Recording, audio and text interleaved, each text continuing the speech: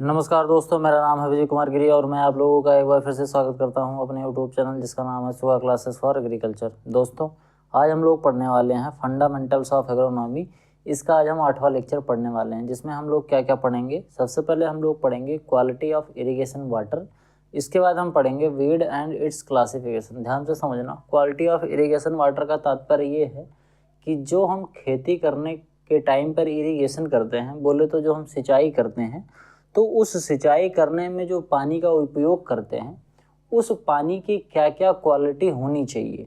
अगर वो problematic water है, बोले तो उसमें कुछ ऐसे चीज़ उसमें मिले हुए हैं जिसका उपयोग हम नहीं कर सकते हैं, या कितनी मात्रा में वो हानिकारक चीज़ें हैं जिनका हम उपयोग कर सकते हैं, इन सभी चीज़ों के बारे में डिटेल में पढ़ा जाएगा।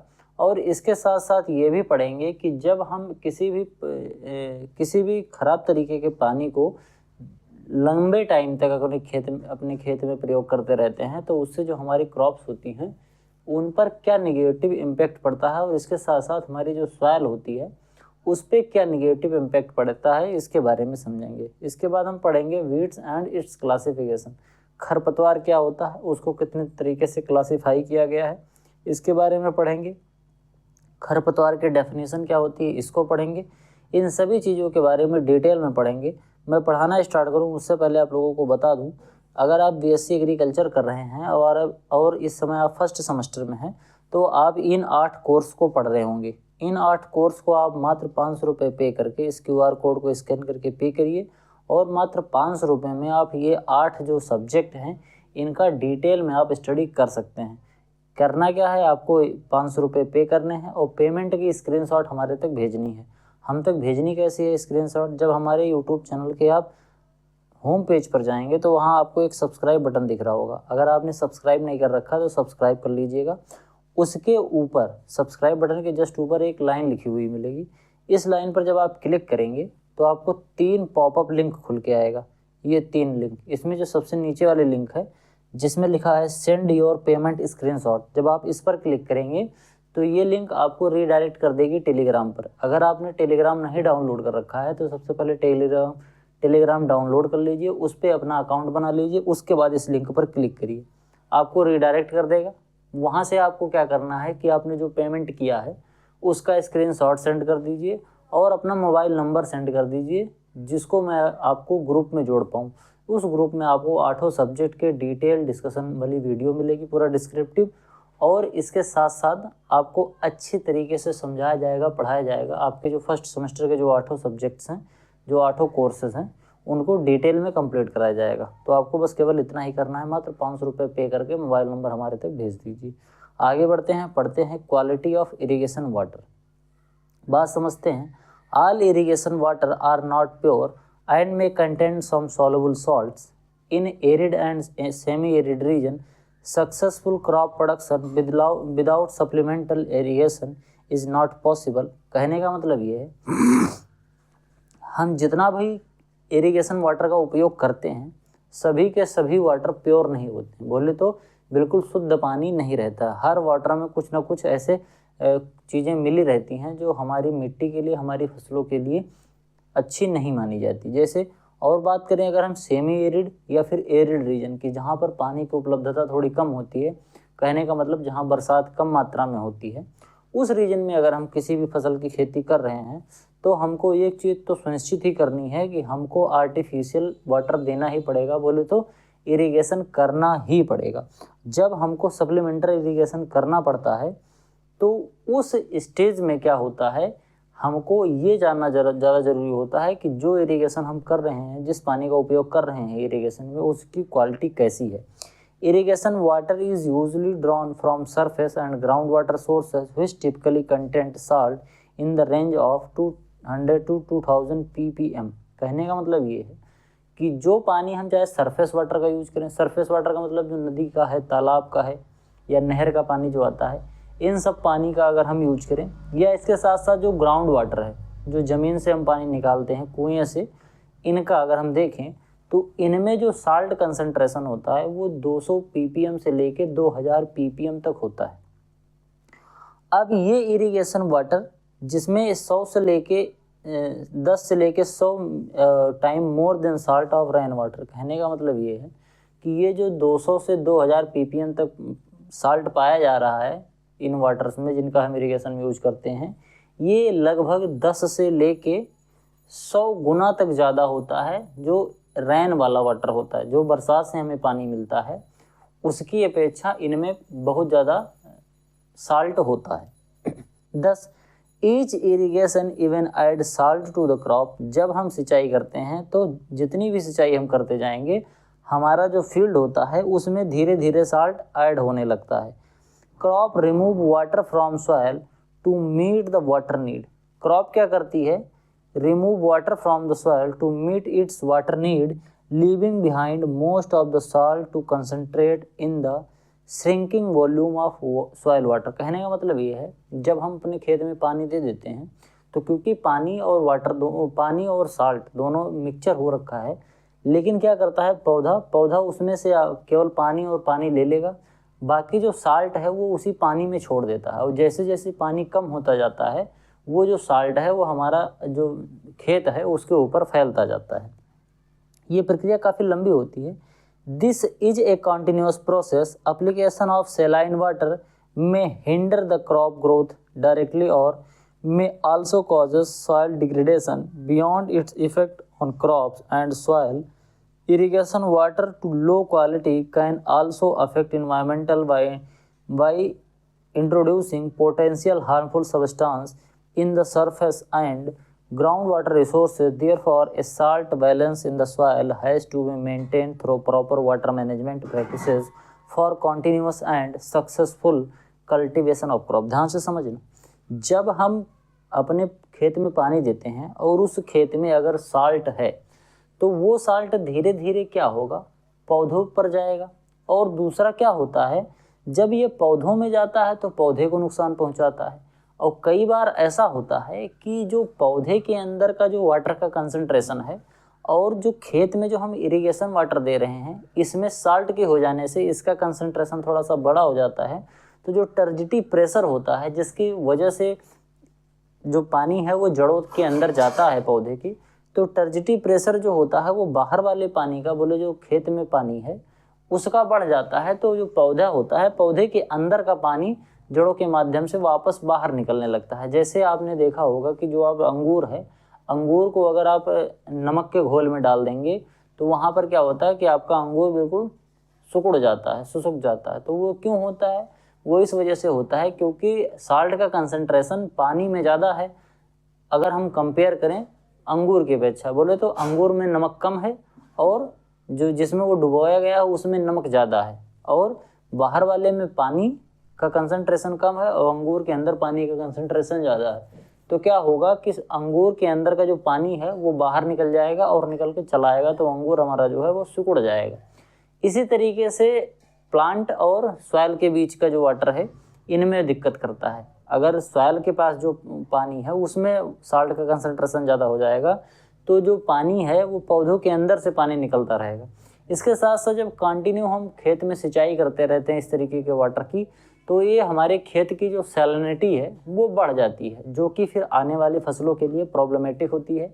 और ये जो साल्ट होता है ये मिट्टी के ऊपरी सतह पर फैलता रहता है, जिसकी वजह से जो हमारी सॉइल है वो डिग्रेडेड हो जाती है, बोले तो ख़राब होती रहती है। मतलब धीरे धीरे जो हमारी फील्ड है उसका स्वास्थ्य खराब होने लगता है, और जो इसकी प्रोडक्टिविटी है इरिगेशन की, मतलब हमारे खेत की, वो धीरे धीरे घटती रहती है।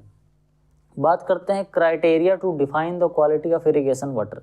ऐसे कौन कौन से क्राइटेरियाज हैं जिनकी वजह से हम ये डिफाइन कर सकते हैं कि हमारा जो पानी है जो इरिगेशन के लिए हम यूज कर रहे हैं वो सुटेबल है कि नहीं है। उसमें हम कौन कौन सी चीज़ें देखते हैं। The criteria for judging the quality of irrigation water, जैसे टोटल साल्ट कंसंट्रेशन हम मेजर करते हैं। इसको मेजर करने के लिए हम करते हैं इलेक्ट्रिकल कंडक्टिविटी का यूज़।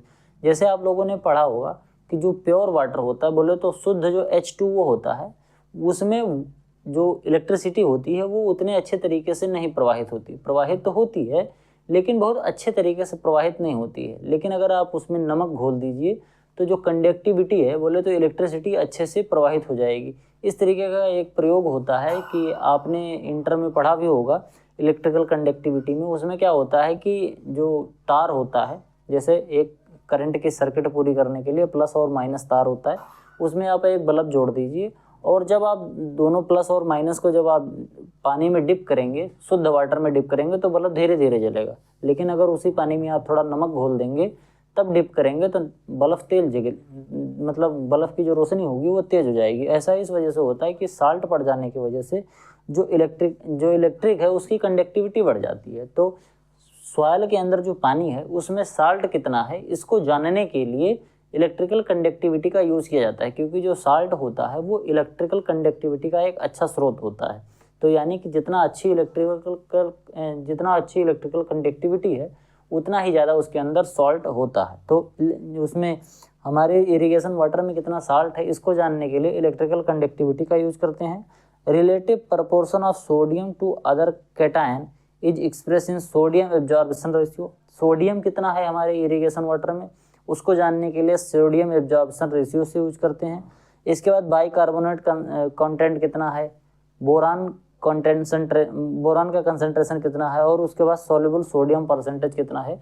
ये सभी चीज़ें हम जानते हैं, चेक करके पता करते हैं, और इससे फिर हम ये निष्कर्ष निकालते हैं कि हमारा जो वाटर है वो इरिगेशन के लिए अच्छा है या नहीं है। आगे बात करते हैं टोटल सॉल्युबल सॉल्ट। कहने का मतलब जो सलाइन वाटर होता है उसमें एक डेफिनेट परसेंट में अगर साल्ट का सॉल्यूशन है तो कोई दिक्कत नहीं, हम उसको खेत में डाल सकते हैं। लेकिन जैसे जैसे साल्ट का कंसंट्रेशन हमारे इरिगेशन वाटर में बढ़ता जाता है वैसे वैसे वो धीरे धीरे वो अनफिट हो जाता है हमारे इरिगेशन के लिए। कहने का मतलब ये है कि इरिगेशन वाटर में अगर साल्ट ज़्यादा है तो उसको हम इरिगेशन में नहीं यूज कर सकते। USDA ने इसका क्लासिफिकेशन कर रखा है कि कौन सा कितना कंसंट्रेशन का अगर होगा तो हम उसको मान लेंगे। जैसे अगर माइक्रोमोस पर सेंटीमीटर या मिलीमोस पर सेंटीमीटर में इसको मेज़र करते हैं, हम यहाँ बात करेंगे माइक्रोमोस में। बात दोनों की वही है, बस ये डेसिमल में हो जाता है। इसमें क्या हो जाता है कि 3 डिजिट डेसिमल थोड़ा सा लेफ्ट में सरक जाता है, बाकी और कोई ज़्यादा दिक्कत नहीं। मिली और माइक्रो में जब हम कन्वर्ट करते हैं, आप ध्यान से इसको देख लीजिएगा। बात करते हैं लो। अगर लो सैलिनिटी है, सैलिनिटी का मतलब सोडियम कितना है, ठीक। तो लो सैलिनिटी है बोले तो इतना, इसका मतलब चाहे सैलिनिटी बोल लो चाहे साल्ट बोल लो, ठीक। तो अगर लो है तो मतलब 250 माइक्रोमोज पर सेंटीमीटर के अगर इससे कम है तो हम मानेंगे कि लो है। अगर 25 से लेकर 750 के बीच में तो हम बोलेंगे मीडियम है। अगर 750 से 2250 तक पहुंच गया तो हम बोलेंगे मीडियम टू हाई है। और 2250 से लेकर अगर 5000 तक पहुंच गया तो हम क्या बोलेंगे कि ये ज़्यादा है। और अगर इससे ऊपर पहुंच गया तो हम क्या बोलेंगे, 5000 से ऊपर चला गया तो हम बोलेंगे वेरी हाई है। इसके जो एडवर्स इफेक्ट होते हैं सैलाइन वाटर का यूज़ करने में, इससे क्या होता है कि साल्ट का एक्यूमुलेशन हो जाता है, जिसकी वजह से ऑस्मोटिक जो पोटेंशियल है, जैसे अभी मैंने बताया था कि ऑस्मोटिक जो प्रेशर होता है वो थोड़ा सा गड़बड़ हो जाता है, और इसकी वजह से जो डिक्रीज हो जाता है वाटर अवेलेबिलिटी टू प्लांट के अंदर जो वाटर अवेलेबिलिटी है वो घटने लगती है, क्योंकि प्लांट के अंदर का पानी धीरे धीरे बाहर निकलने लगता है, जर्मिनेशन घट जाता है, और पैचीज क्रॉप स्टंट हो जाता है, क्रॉप की ग्रोथ रुक जाती है, और जो smaller ticks and dark black leaf हो जाती है, और लीफ नेक्रोसिस, लीफ ड्रॉप और रूट डेथ, ये सभी सिम्टम हमको देखने को मिलते हैं जब हम सैलाइन वाटर का ज़्यादा यूज करते हैं। इसके बाद बात करते हैं sodium absorption ratio, SAR sodium absorption ratio of water indicate the relative proportion of sodium to other cations. देखो बहुत ढेर सारे कैटायंस होते हैं, कैटायंस बोले ऐसे हैं जिनमें प्लस चार्ज होता है, तो सोडियम की प्रतिपेक्ष में बोले तो सोडियम की अपेक्षा कौन कौन से ऐसे कैटायन है, जैसे एक तो कैल्शियम होता है, मैग्नीशियम होता है, ये भी एक कैटायन होता है, तो इनकी अपेक्षा ये कितना है, इन दोनों की अपेक्षा सोडियम कितना होता है हमारे इरिगेशन वाटर में, इसी से हम डिफाइन करते हैं कि सोडियम एब्जॉर्प्शन रेशियो कितना है। जैसे the ion concentration express in milliequivalents per litre, increase in SAR of water increase the exchangeable sodium percentage. जैसे जैसे ये कैटायन, ये सोडियम के जो कैटायन है ये बढ़ते जाएंगे, बोले तो सोडियम प्लस जो आयन है ये अगर खेत में बढ़ते जाएंगे अपने पानी में, तो इसका मतलब ये है कि एक्सचेंजेबल जो सोडियम परसेंटेज है वो धीरे धीरे बढ़ने लगता है। अब एक्सचेंजेबल जो सोडियम परसेंटेज है उसको क्लासीफाई किया गया है USSL के द्वारा। उन्होंने किस तरीके से क्लासीफाई किया है, अगर SAR की जो वैल्यू है अगर वो 10 से क्या है, 10 से कम है तो हम क्या बोलेंगे, लो सोडियम है, बिल्कुल अच्छा है, कोई दिक्कत नहीं है, खेती में यूज कर सकते हैं। मॉडरेट है यानी कि 10 से 18 अगर सोडियम है, SAR है बोले तो सोडियम एब्जॉर्प्शन रेशियो, अगर ये 10 से 18 है तो मॉडरेट माना जाता है, और 18 से 26 से तो हाई माना जाएगा, और अगर 26 से भी ज़्यादा हो गया तो क्या मान लेंगे कि ये वेरी हाई हो गया, सोडियम एब्जॉर्प्शन रेशियो इसमें ज़्यादा है।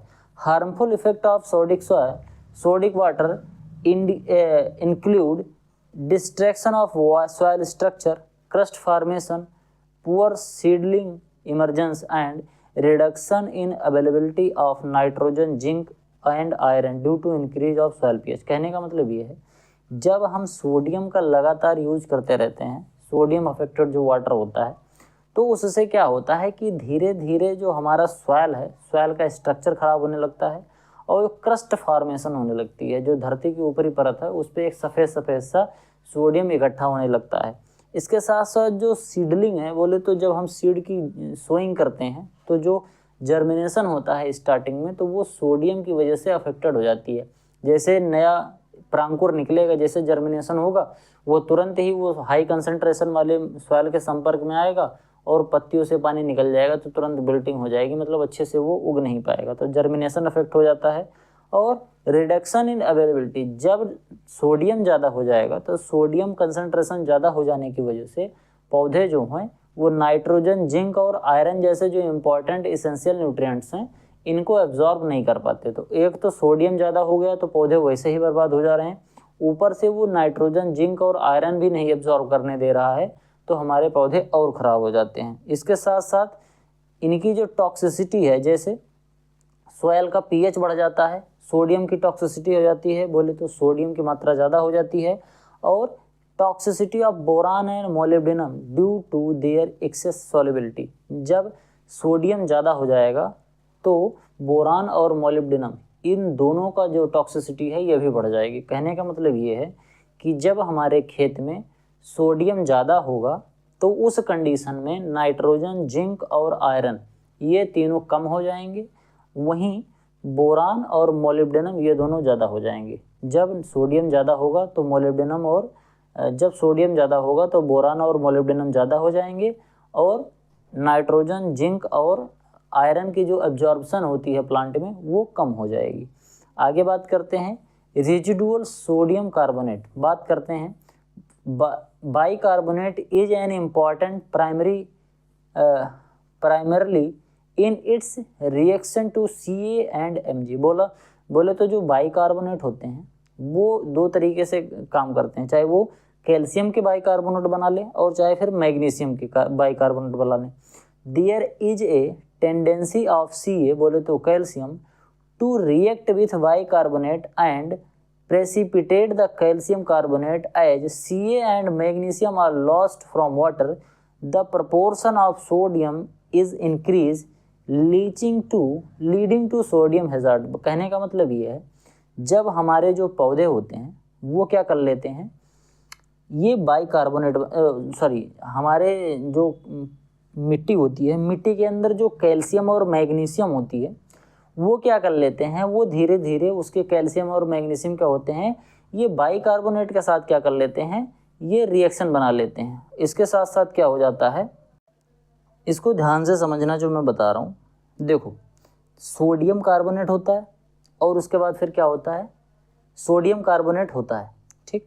लेकिन जब इसी सोडियम कार्बोनेट कैल्शियम के संपर्क में आता है, जैसे मान लो सोडियम और कार्बोनेट दोनों है तो सोडियम कार्बोनेट है, ठीक। अरे यार ऐसे समझो कि NaCl है, नमक है।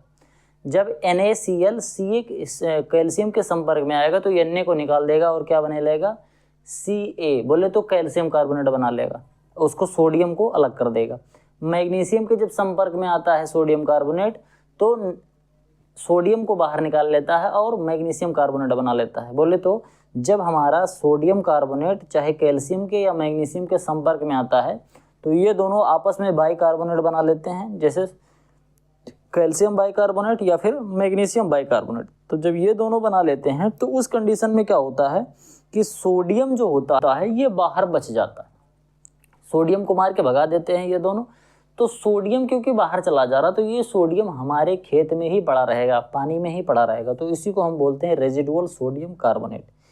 अब बात करते हैं residual sodium carbonate MEQ per litre होता है equals to CO3 minus minus plus HCO minus Ca++Ca+3 and Mg+3। बोले तो residual sodium carbonate is express in MEQ per litre where RSC more than 2.5 MEQL per litre is not suitable for irrigation. अगर कहने का मतलब residual sodium carbonate जो है वो 2.5 MEQ per litre से ज़्यादा हो जाता है, 2.5 से अगर ज़्यादा हो गया तो इसका मतलब ये है कि ये जो पानी है वो हमारे इरिगेशन के लिए अब उपयुक्त नहीं है। एक बार फिर से मैं बता दे रहा हूँ, खेत में हमारे NaCl होता है, सोडियम कार्बोनेट होता है। जब ये सोडियम कार्बोनेट कैल्शियम से संपर्क में आता है तो ये कैल्शियम बाइकार्बोनेट बना लेता है, या फिर अगर मैग्नीशियम के संपर्क में आएगा तो मैग्नीशियम बाइकार्बोनेट बना लेगा। तो उसके जो Cl था वो सब भाग के आ जाता है इधर, सोडियम बाइकार्बोनेट बन गया और मैग्नीशियम बाइकार्बोनेट बन गया। तो सोडियम कार्बोनेट जो है वो हमारा बाहर बच गया। फिर बाद में सोडियम कार्बोनेट से जो कार्बोनेट था वो तो चल गया, बाइकार्बोनेट बन गया इन दोनों के साथ। बाकी जो सोडियम बच गया उसी को हम बोलते हैं रेजिडुअल सोडियम कार्बोनेट। ये फिर हमारे पौधों के लिए अच्छा नहीं होता है अगर वो 2.5 MEQ पर लीटर से ज़्यादा हो जाता है। वहीं अगर ये 1.25 से लेके 2.5 MEQ पर लीटर तक होता है तो इसको हम मान लेते हैं कि हाँ ये ठीक है, इसको थोड़ा बहुत अगर हम इरिगेशन करना हो तो कर सकते हैं। वहीं अगर 1.25 से कम है तो इसको मान लेते हैं कि हाँ ये ठीक है, इसको हम अपने खेत में डाल सकते हैं। बात करते हैं बोरान कंटेंट की। बोरान जो होता है ये हमारे पौधों के लिए अच्छा होता है। बोरान जो है एक तरीके का माइक्रो न्यूट्रिएंट है, लेकिन इसकी कुछ प्रॉब्लम्स होती हैं। जब ये ज़्यादा हो जाता है, एक्सेस मात्रा में हो जाता है हमारे इरिगेशन वाटर में, तो ये पौधे की जो मेटाबॉलिक एक्टिविटीज़ होती है उसको ये हिंडर कर देता है। बोले तो पौधे के अंदर तो डिफरेंट टाइप के मेटाबॉलिक एक्टिविटीज़ होती है, उसमें जो केमिकल रिएक्शंस होते हैं उनको ये उनमें हिंड्रेंस पैदा कर लेता है, उनको ये रोक देता है। ठीक, इसलिए अगर क्रॉप की ग्रोथ हमको नॉर्मल करनी है तो इसलिए बोरान का जो कंसंट्रेशन है वो लिमिटेड मात्रा में होनी चाहिए। किस मात्रा में? अगर वो 3 ppm से कम है, पार्ट पर मिलियन, अगर 3 ppm से कम है तो वो नॉर्मल माना जाएगा, 3 से 4 में है तो लो माना जाएगा, और 4 से 5 है तो मीडियम माना जाएगा। वहीं अगर 5 से 10 हो गया तो हाई हो गया, और 10 ppm से अगर ज़्यादा हो गया तो इसका मतलब ये बहुत ज़्यादा हाई है। तो सबसे अच्छा होता है कार्बन का जो बोरान जो होता है, बोरान का जो ppm सॉल्यूशन होता है वो अगर 3 ppm से कम है तो वो अच्छा माना जाता है, उसको हम इरिगेशन में यूज कर सकते हैं। आगे बात करते हैं management practices for using poor quality water. अगर मान लो कि हमको कोई एक ऐसी फील्ड है जहाँ पर हमको अच्छा पानी उपलब्ध ही नहीं है, मतलब जो शुद्ध वाटर है वो हमारे खेत के लिए उपलब्ध ही नहीं है। अब क्योंकि हमको इमरजेंसी में खेती करनी ही करनी है तो हमको अलग अलग तरीके से यूज करना होता है। इरिगेशन के अलग अलग तरीके यूज करने पड़ते हैं, जिन तरीकों से हम अपने खेत में क्या कर पाएँ, एक अच्छे तरीके का इरिगेशन मेथड यूज करके खेती कर पाएँ। कहने का मतलब ये है कि मान लो हमको बहुत प्यास लगी है, ठीक, अब हमको अगर मिनरल वाटर नहीं मिल रहा, बिल्कुल शुद्ध वाटर नहीं मिल रहा है, तो हम ये प्रयास करेंगे यार कि नल का पानी मिल जाए। अगर नल का भी नहीं मिल रहा है,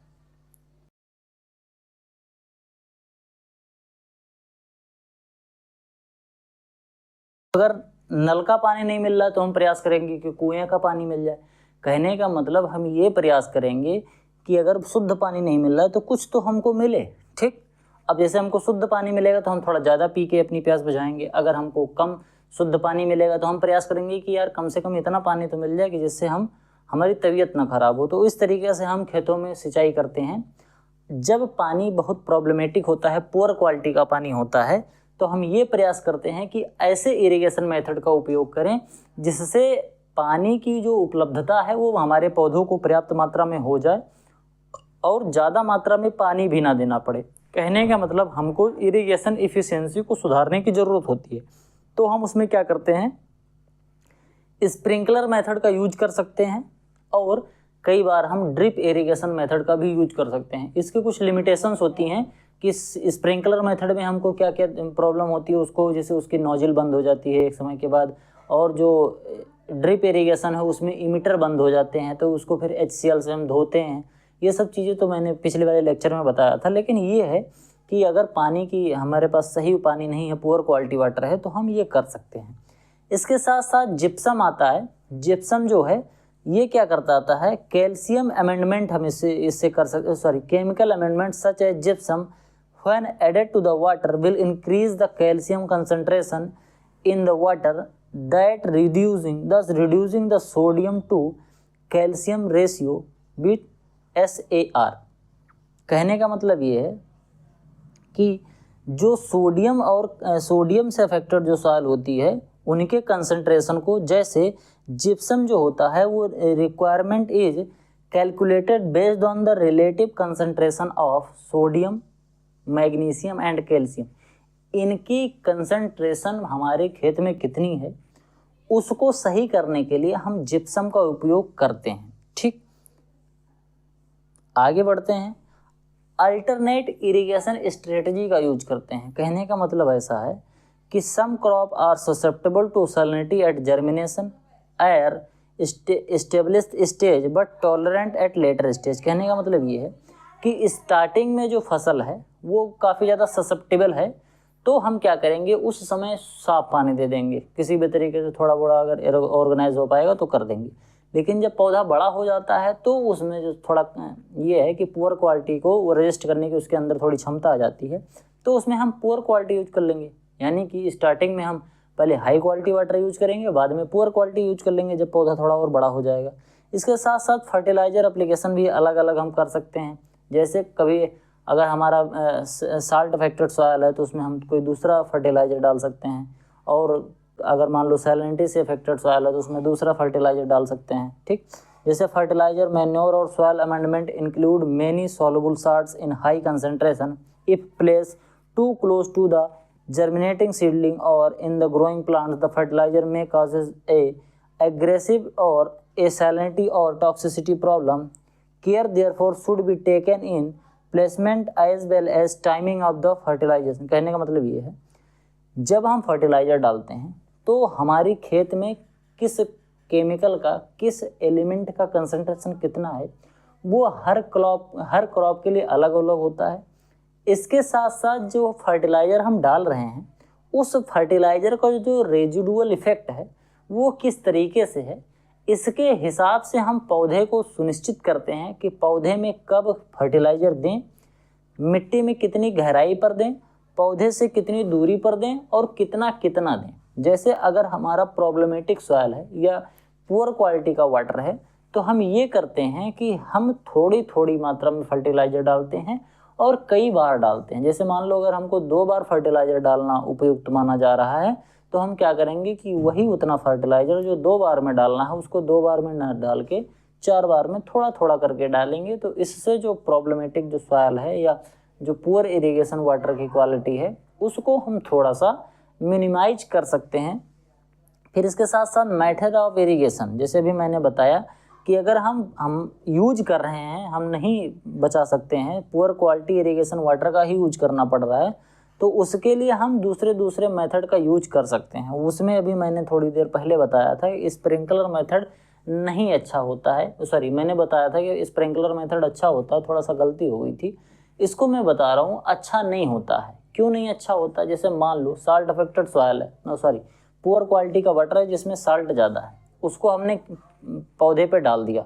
अब पौधे के अंदर का जो पानी है उसके अंदर सॉल्ट कम है और जो हमने इरिगेशन वाला पानी दिया उसमें साल्ट ज़्यादा है। तो इसका मतलब ऐसे हो जाएगा कि जैसे अंगूर सुसुक जाता है वैसे पौधा भी सुकड़ जाएगा, उसकी पत्तियां सुकड़ने लगेंगी और पत्तियों में बर्निंग इफेक्ट आ जाएगा। बर्निंग इफेक्ट का मतलब ये होता है कि ऐसा लगेगा जैसे पत्तियों में किसी ने ज़्यादा कंसंट्रेशन वाली कोई चीज़ डाल दी। जैसे आप ऐसे देखते होंगे जब आप खेत में अपनी यूरिया डालते हैं तो कई बार ऐसा होता है कि गलती से यूरिया ज़्यादा गिर जाता है कहीं एक जगह पर, किसी एक पर्टिकुलर पौधे के पास ज़्यादा यूरिया गिर जाता है, तो आप वहाँ देखते होंगे कि वो जो पौधा है वो सूख जाता है और ऐसे सूखता है जैसे किसी ने इसको जला दिया है। तो जल जाने की वजह से जैसे सूखता है उस तरीके से सूख जाता है, तो इसको बोलते हैं बर्निंग इफेक्ट। तो इसको भी हम रोक सकते हैं। फिर बात करते हैं क्रॉप टॉलरेंट। कुछ क्रॉप्स ऐसी होती है जो कि अलग अलग जो हमारे पुअर क्वालिटी के जो सॉइल होती हैं उनको टॉलरेट कर जाती है। जैसे कुछ सोडियम को टॉलरेट करने वाली है, कुछ सैलिनिटी को टॉलरेट करने वाली हैं, कुछ एल्कलाइनिटी को टॉलरेट करने वाली हैं। तो इस तरीके से हम ऐसी क्रॉप को ग्रो कर सकते हैं जो उस पर्टिकुलर फील्ड में टॉलरेट हो जाए, उसको अच्छे तरीके से मैनेज कर पाए। बात करते हैं रिलेटिव सॉल्ट टॉलरेंट क्रॉप। अगर टॉलरेंट की बात करें, फिर सेमी टॉलरेंट और सेंसिटिव क्रॉप की बात करें, तो जैसे टॉलरेट वाली बात करें तो फील्ड क्रॉप जो होती है जैसे कॉटन है, सनफ्लावर है, शुगर बीट है, बार्ली फ्रूट है, date palm, guava, turnip, spinach, berseem और रोडेस ग्रास, ये जो सभी होती हैं ये सभी टॉलरेंट होती हैं। यानी कि अगर साल्ट अफेक्टेड हमारी सॉइल है या फिर ऐसा पानी हम यूज कर रहे हैं जिसमें साल्ट का कंसंट्रेशन ज़्यादा है, तो उस कंडीशन में हम इन फसलों को ग्रो कर सकते हैं। सेमी टॉलरेंट में ये सब आता है, ये ज़्यादा इंपॉर्टेंट होती नहीं है। बात करते हैं सेंसिटिव की। सेंसिटिव ये अगर हमारे पास चाहे साल्ट अफेक्टेड सॉइल है, चाहे ऐसा पानी का यूज करें जिसमें साल्ट का कंसंट्रेशन ज़्यादा है, तो हमको इन फसलों को नहीं बोना चाहिए। जैसे चिकपी है, इसके साथ साथ लाइन सीड है, बीन्स है, ग्रीन ग्राम है, ब्लैक ग्राम है, इसके साथ एप्पल है, orange, almond, peach, strawberry, lemon, plum, radish, peas, ladies finger, ये सभी जो क्रॉप्स हैं इनको हमें अवॉइड करना चाहिए क्योंकि ये सभी सॉल्ट के प्रति सेंसिटिव होती हैं। बात करते हैं मेथड ऑफ सोइंग की। सोइंग का कौन कौन सा मेथड यूज कर सकते हैं, जैसे सैलिनिटी रिड्यूस और slow germination as it often difficult to obtain a satisfactory stand, suitable planting practice, bed shape and irrigation management can be greatly enhance salt control during the critical germination period. Seed have to place in the area where salt concentration is less, salt accumulation is less on the slope of the ridge and bottom of the ridge. Therefore, placing the seed on the slope of the ridge several centimeter below the crown, it recommended to successful crop establishment. बात कहने का ये है कि क्योंकि salt concentration कहीं कहीं हमारा ज़्यादा होता है, तो अगर हम फारो बनाकर, सीड बेड बनाकर ऐसे करके कि कहीं पर साल्ट ज़्यादा हो जाए, कहीं पर साल्ट कम हो जाए, अगर हम ऐसे मेथड का यूज कर पाएँ तो जो हम सीड बेड प्रिपरेशन करते हैं उस तरीके से हम ऐसा कर सकते हैं कि साल्ट का कंसंट्रेशन थोड़ा सा कम हो जाए और हमारी जो क्रॉप है वो अच्छे से जर्मिनेट कर जाए। तो सोइंग मेथड से भी हम कर सकते हैं, लेकिन ये सोइंग मेथड बहुत ज़्यादा सक्सेस मेथड नहीं होता है। इसके बाद ड्रेनेज। साल्ट अफेक्टेड जो सॉइल होती है उसको अच्छा करने का सबसे अच्छा तरीका होता है ड्रेनेज, और इसके बाद लीचिंग होता है। ड्रेनेज में क्या होता है कि हम एक बार कायदे से पानी भर देते हैं खेत में, और उसके बाद जब हम ये देखते हैं कि उसमें जो सोडियम है, जो साल्ट है, वो इरिगेशन वाटर जो हमने पानी भरा है खेत में उसमें कायदे से मिक्स हो गया है, तो हम क्या करेंगे कि उस पानी को फिर कटा देते हैं और वो पानी क्या हो जाता है, खेत से बह जाता है। तो इसको हम बोलते हैं ड्रेनेज। बोले तो जल निकास। बार बार खेत में पानी भरो और जल निकास कर दो, पानी उसको निकाल के कहीं बह जाए पानी। तो इससे क्या होगा कि पानी में वो जो नमक है वो घुल जाएगा और धीरे धीरे करके वो खेत से बाहर चला जाएगा। और लीचिंग जो होती है, लीचिंग के थ्रू भी जो साल्ट है वो धीरे धीरे ज़मीन के अंदर ग्राउंड वाटर में चला जाएगा, तो उससे हमारी जो फील्ड है वो सही हो जाएगी। फिर आगे हम बात करते हैं अदर मैनेजमेंट प्रैक्टिसेस, जैसे ओवरेज सीडलिंग इन राइस। जैसे राइस में अगर हमको कोई ऐसी फील्ड है जो साल्ट अफेक्टेड है या फिर पानी जो है वो साल्ट वाला ज़्यादा पुअर क्वालिटी का पानी है, तो उसमें राइस के जब हम प्लांटिंग करते हैं तो हम ये इंश्योर करते हैं कि जो हमारा राइस का प्लांट है, जैसे वो 21 से 25 दिन 30 दिन का जो पौधा होता है वो ट्रांसप्लांटिंग के लिए अच्छा मान लिया जाता है। जैसे हमने जब सीड की सोइंग करी उससे लेके 21, 22 से 30 दिन के जो बीज का पौधा होता है वो अच्छा माना जाता है कि इसकी अब ट्रांसप्लांटिंग हम कर सकते हैं।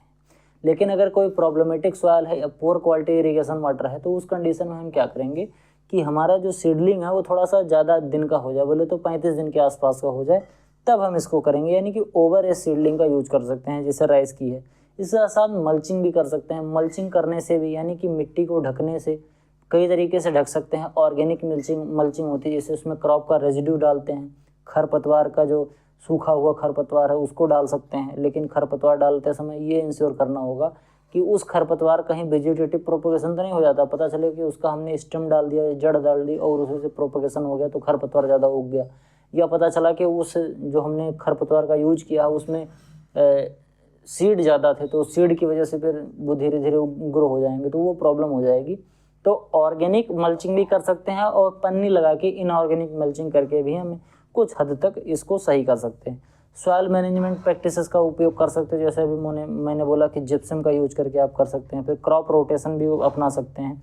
ये सब चीज़ें कर करके हम अपने जो साल्ट अफेक्टेड जो सॉइल हैं या फिर साल्ट वाटर है उसको हम थोड़ा सा मिनिमाइज कर सकते हैं। बात करते हैं वीड एंड इट्स क्लासिफिकेशन की। डेफिनेशन की अगर हम बात करें, बोले तो जो खरपतवार होता है उसको क्लासीफाई करने के लिए उसके डेफिनेशन की अगर हम बात करें तो वो होता है undesirable and unwanted plant growing out of their proper place. कहने का मतलब ऐसा प्लांट जो कि एक ऐसी जगह पर उग गया है जहां उसकी आवश्यकता नहीं है।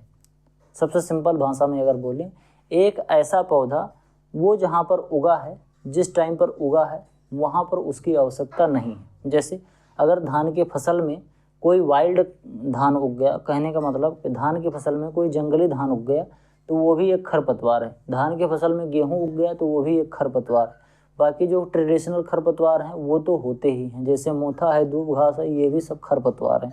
तो अनवांटेड प्लांट ऐसी जगह पर ग्रो हो जाए जहाँ उसकी कोई ज़रूरत ना हो। ठीक, इसके साथ साथ a plant which grow unwantedly at place where it is not wanted and grow at place where other useful crop grow. जहाँ हम एक अच्छी यूजफुल क्रॉप ग्रो कर रहे हैं वहाँ अनवांटेड अनवॉलंटियर प्लांट ग्रो हो जा रहा है तो उसको भी हम क्या बोलते हैं, खरपतवार बोलते हैं। A seed is a plant which interfere with human activity और वेलफेयर। एक वीड ऐसा प्लांट होता है जो कि ह्यूमन एक्टिविटीज़ और उसके वेलफेयर को नुकसान करता है। ह्यूमन वेलफेयर का मतलब हमारा वेलफेयर यही है कि हम जब खेती कर रहे हों तो हमारी जो फसलें हैं वो अच्छे से ग्रो हों, मैक्सिमम प्रोडक्शन दें। तो अगर कोई एक ऐसा पौधा उग जा रहा है जो हमको अच्छा प्रोडक्शन देने में बाध्यता उत्पन्न कर रहा है तो उसको हम क्या बोलते हैं, वीड बोल सकते हैं। ठीक, अब वीड कैसे इवॉल्व होता है? When A stable environment is distributed through human activities के थ्रू जब हम कोई एक खरपतवार होता है उसको एक अच्छा एनवायरनमेंट दे देते हैं तो वो उग जाता है। जैसे फॉर एग्जांपल सीड पड़ा हुआ था, ठीक, सीड कहीं खेत के एक कोने में पड़ा हुआ था, हमने वहाँ पर टिलेज कर दिया, बोले तो खेत की जुताई करी, वो एक कोने से दूसरे कोने पर गया और वहाँ उग गया।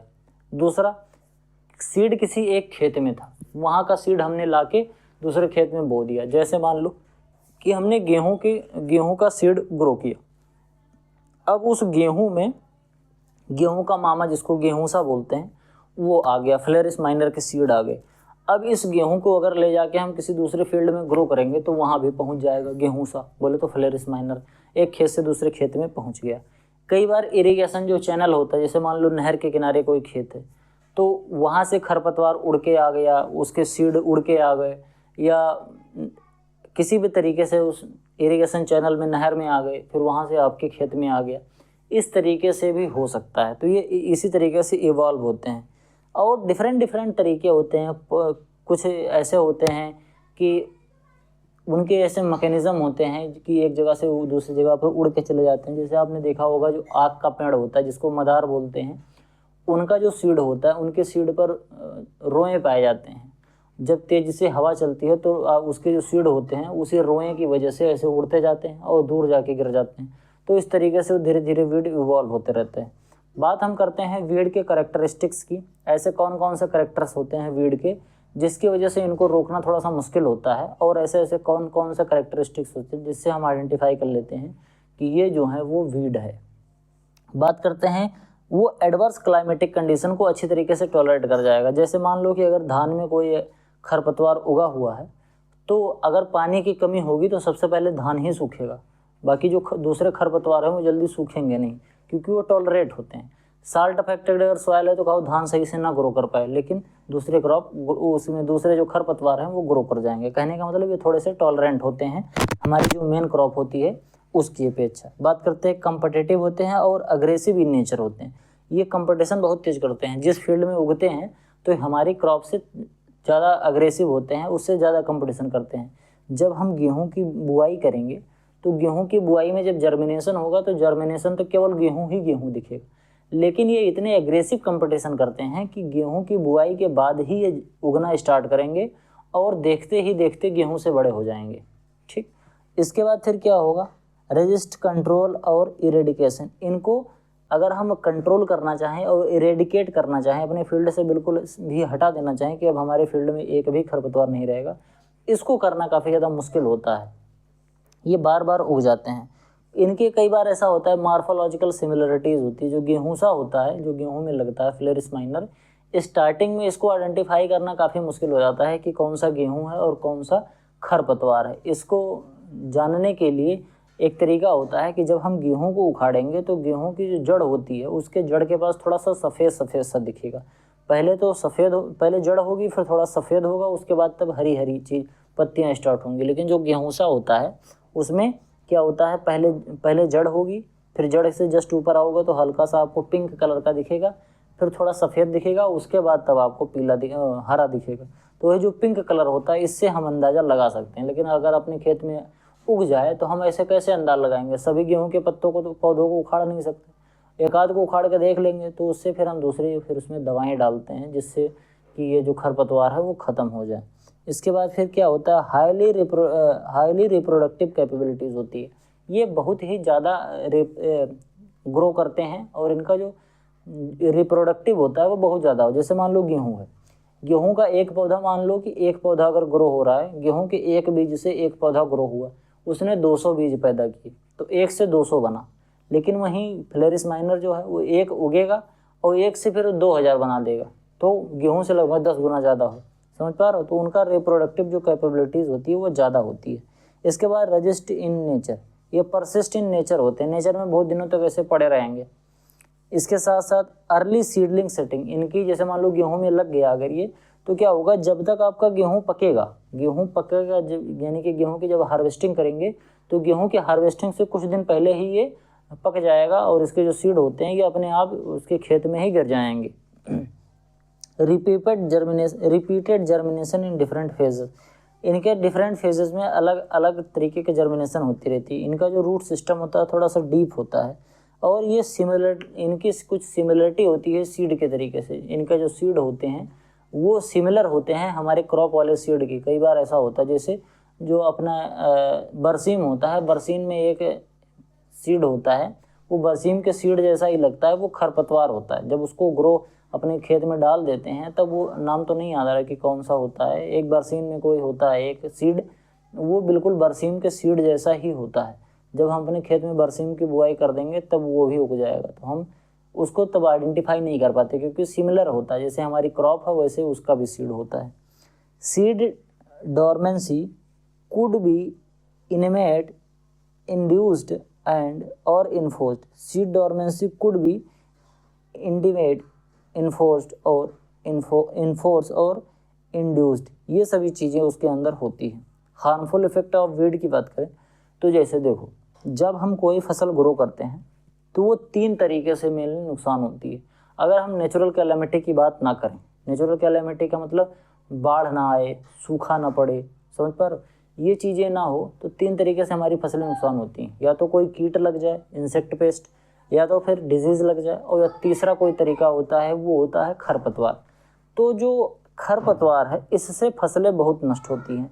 एक जर्नल एस्टिमेशन क्या बोलता है कि 5% लॉस होता है एग्रीकल्चर प्रोडक्शन में, ज़्यादातर जो डेवलप्ड कंट्रीज़ हैं। कहने का मतलब जो डेवलप्ड कंट्रीज़ हैं वहाँ पे लगभग 5% का लॉस खरपतवार से होता है, 10% का लॉस डेवलप्ड कंट्रीज़ एंड 25% का लॉस क्या होता है डेवलपिंग कंट्रीज़ में, 25% loss in least developed countries. ध्यान से समझना, खरपतवार की वजह से जो क्रॉप में लॉस होता है वो 5% loss in agriculture production in most of the developed countries. ज़्यादातर जो डेवलप्ड कंट्रीज़ हैं वहाँ पे 5% का लॉस होता है हमारी फसलों को खरपतवार की वजह से।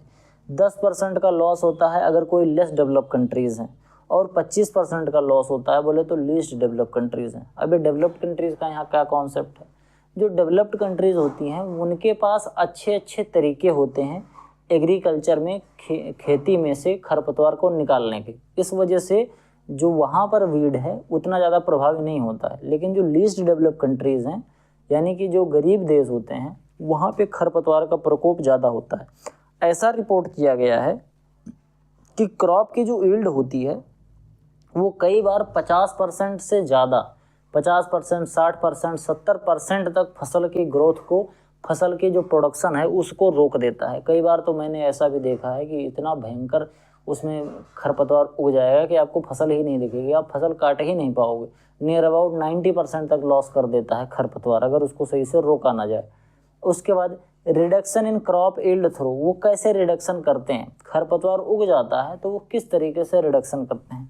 एक तो एलिलो स्पॉइली, यानी कि competition for growth resources including water, light, nutrient, air, space, chemical interaction, जिसे एलिलोपैथी बोलते हैं। ध्यान से समझना, ये क्रॉप की ग्रोथ को किस तरीके से हिंडर करते हैं। बोले तो जो कोई खरपतवार खेत में उगता है वो खरपतवार हमारी फसल को किस तरीके से नुकसान पहुंचाता है। जैसे मान लो कि एक खरपतवार उगा, हमारी फील्ड में उग गया, तो वो क्या होगा?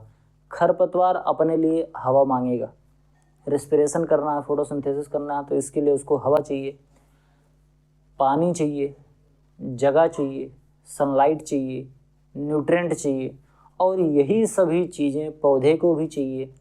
तो ऐसे समझो कि तुम खाना खा रहे हो और तुम्हारी थाली में आके कोई एक लोग और खाने लग जाए तो तुम अपना पेट नहीं भर पाओगे उतने में ही। तो इस कंडीशन में कंपटीशन हो जाता है। तो क्योंकि जो खरपतवार होते हैं इनका कंपटीशन बहुत ही रेग्रेसिव होता है, तो ये ज़्यादा खा लेते हैं। मान लो जैसे तुम खाते हो, तुम थोड़ा थोड़ा खाते हो और तुम्हारे थाली में कोई और आके बैठ गया खाने, तो वो ज़्यादा ज़्यादा खाएगा। तो जब तक तुम 2 निवाला खाओगे तब तक वो 4 निवाला खाएगा, वो ज़्यादा खा लेगा, वो खा के बड़ा हो जाएगा, फिर तुम्हें को मारेगा। उसी तरीके से खरपतवार होता है। दूसरा होता है एलिलोपैथी। जैसे एक तो मैंने बताया इलेलो स्पाइली होता है। इलेलो स्पाइली में कंपटीशन फिर ग्रोथ की वजह से, जैसे वाटर के लिए कंपटीशन, लाइट के लिए कंपटीशन, न्यूट्रिएंट के लिए कंपटीशन, एयर के लिए कंपटीशन और स्पेस के लिए कंपटीशन। तीसरा होता है जो केमिकल इंटरफेरेंस होती है, जिसे हम बोलते हैं एलिलोपैथी, उसको एलिलोपैथिक इफेक्ट बोलते हैं। जैसे मान लो कि कोई एक क्रॉप है, उस क्रॉप में कोई एक खरपतवार उग गया।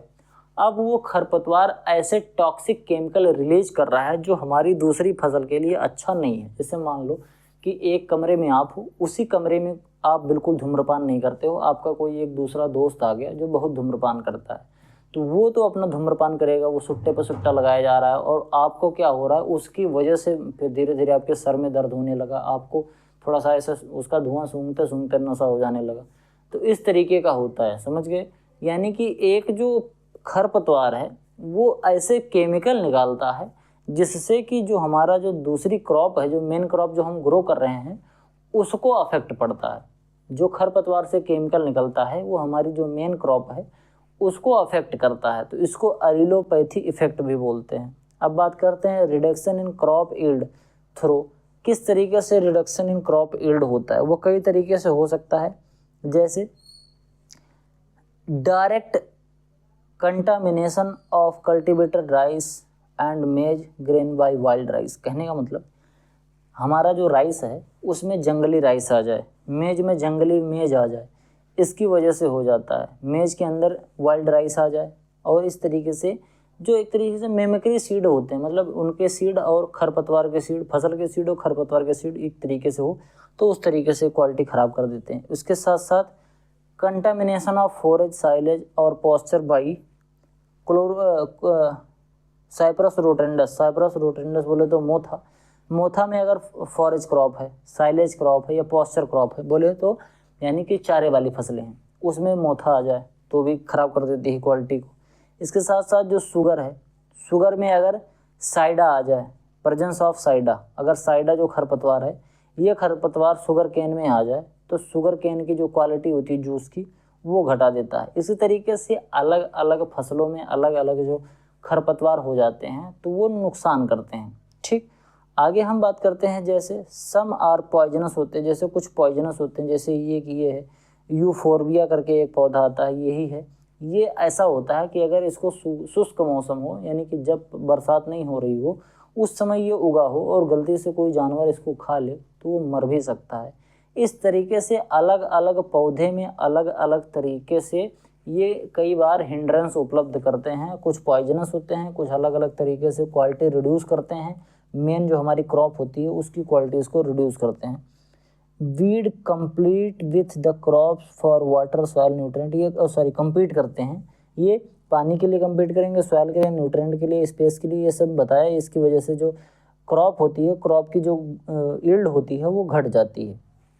सम are harmful for grazing animal, जैसे एमरंथस होता है, एमरंथस इस तरीके से होता है। इस एमरंथस की एक स्पेसीज होती है, एक तरीके से अमरंथस का एक प्रजाति होती है जो कि जानवरों के लिए काफ़ी ज़्यादा नुकसानदेह होती है। इस तरीके से डिफरेंट खरपतवार होते हैं जो डिफरेंट जो क्रॉप्स होती है उसमें लगते हैं और उनको डैमेज करते रहते हैं।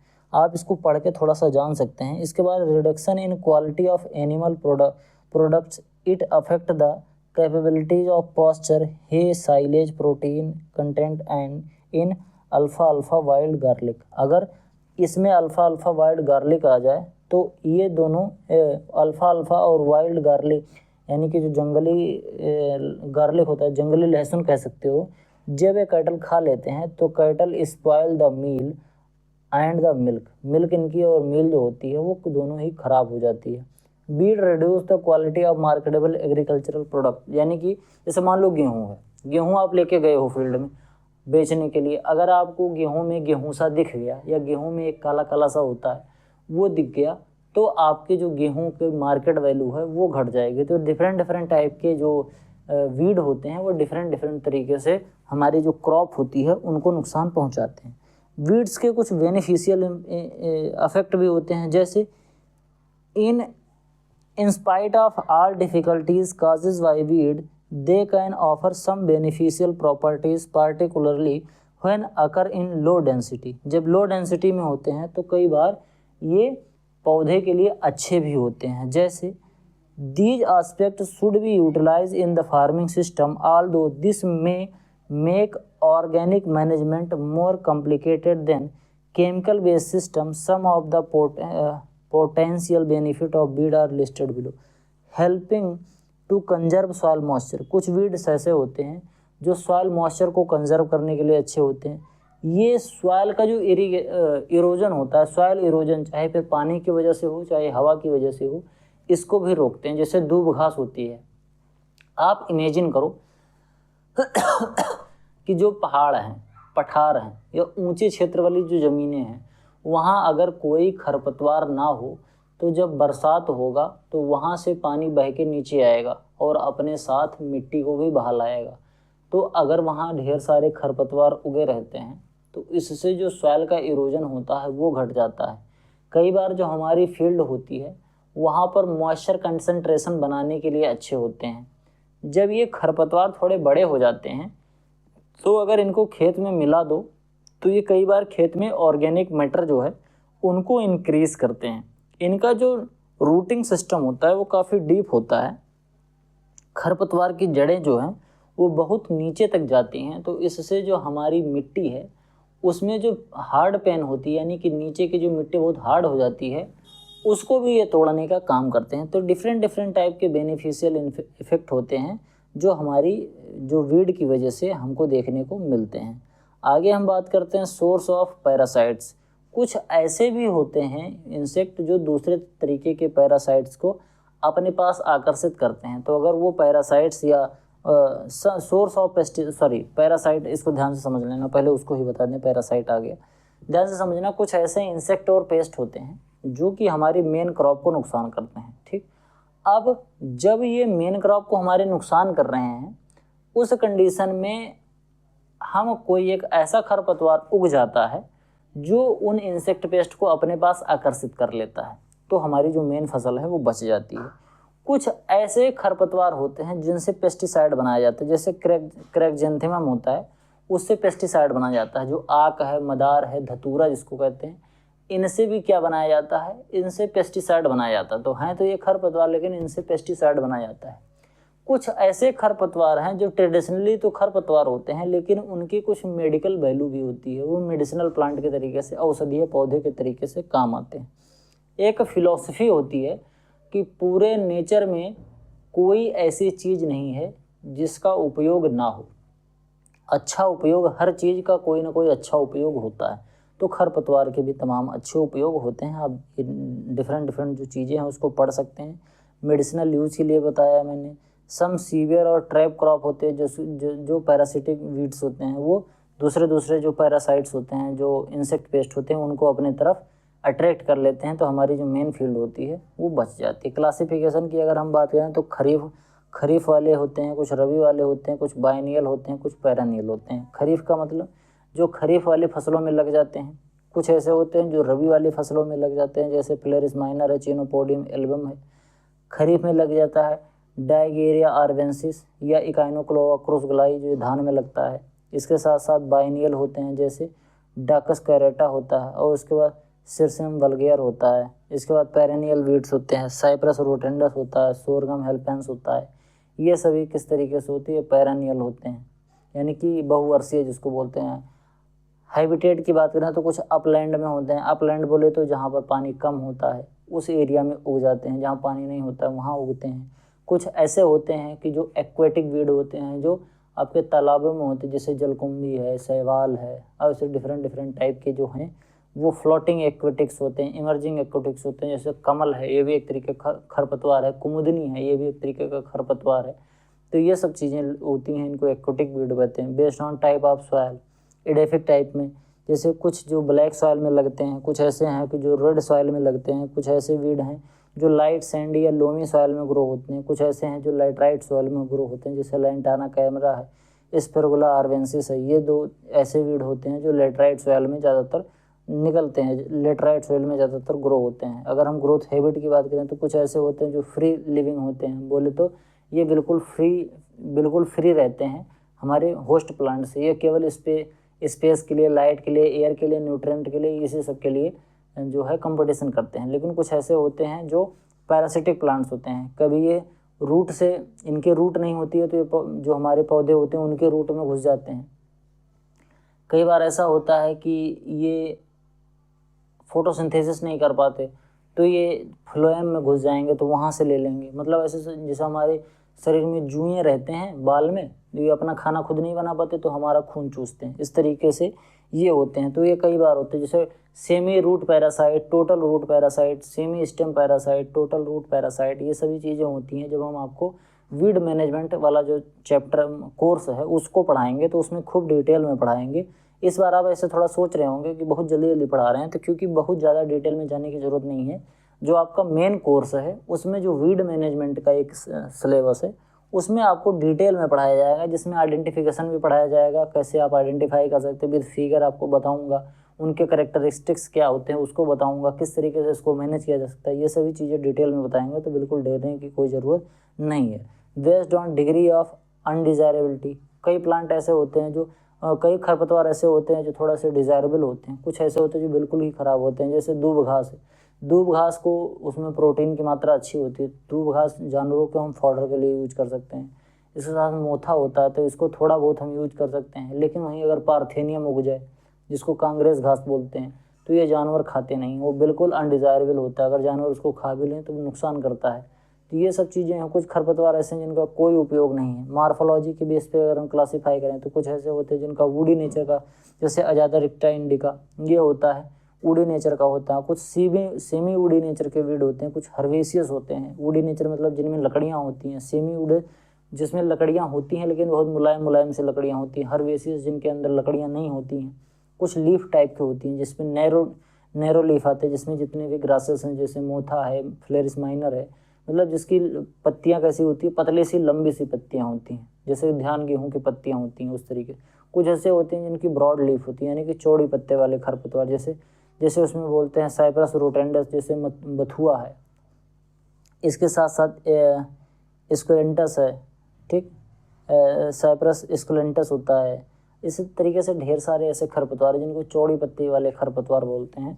तो अलग अलग टाइप के मॉर्फोलॉजी के हिसाब से भी कर सकते हैं। कुछ क्लासिफिकेशन के हिसाब से कि बोटानिकल नेम क्या है, कौन सी फैमिली से बिलोंग करते हैं, इसके हिसाब से क्लासिफिकेशन होता है। कुछ होता है इकोलॉजिकल, कैसे होते हैं, कुछ ड्राई लैंड के बीट होते हैं जहाँ पर बहुत कम पानी बरसता है, जैसे कैक्टस है वो बिल्कुल ड्राई लैंड, बिल्कुल जहाँ सूखा पड़ता है वहाँ कैक्टस उगता है। इस तरीके से कुछ ग्रीन लैंड के हैं जहाँ पर हमेशा थोड़ा सा हरा भरा रहता है, वहाँ पे होता है। कुछ वेट लैंड होता है जहाँ पर हमेशा थोड़ी सी नमी होती है, वहाँ पर होता है। जैसे शैवाल होता है जहाँ नमी होती है वहाँ ज़्यादा उगता है। तो ये सभी चीज़ें डिफरेंट टाइप के आपके सीड के वीड जो हैं उनके क्लासिफिकेशन भी होते हैं। तो आई होप आपको वीडियो पसंद आया होगा। वीडियो पसंद आया होगा, मेरा एफर्ट आपको अच्छा लग रहा होगा तो वीडियो को लाइक करें। आप चैनल पर पहली बार आए तो चैनल को सब्सक्राइब करें। आपके जो भी सुझाव हैं कमेंट बॉक्स में ज़रूर लिखें। अपने दोस्तों के साथ चैनल को शेयर करें। मिलते हैं किसी दूसरी वीडियो में, तब तक के लिए इजाज़त दीजिए। धन्यवाद।